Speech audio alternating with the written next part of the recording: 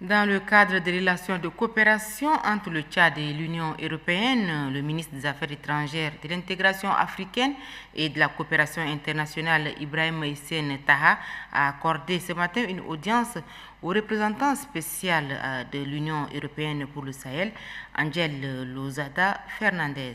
Reportage Vareladje. Le représentant spécial de l'Union européenne pour le Sahel, Angel Lozada Fernandez, est au Tchad.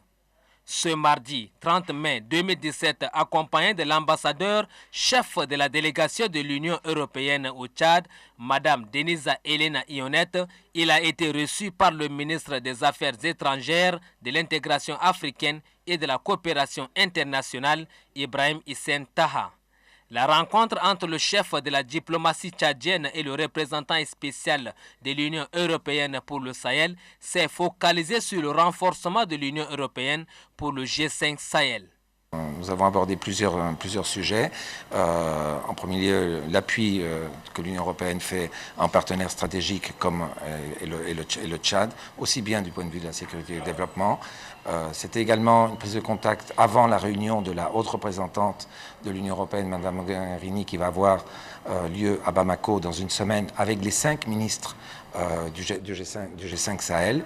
Vous savez que le Tchad avait la présidence du G5, maintenant c'est le Mali. Nous avons fait une évaluation de la situation qui est très positive, puisque l'Union européenne appuie profondément tout ce qui est demandé et tout ce qui va dans le sens d'appuyer le G5.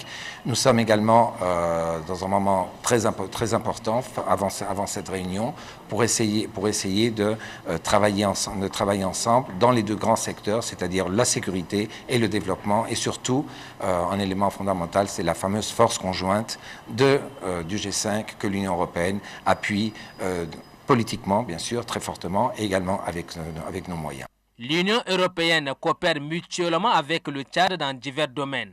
Il s'agit notamment du domaine sécuritaire, sanitaire et celui du développement durable.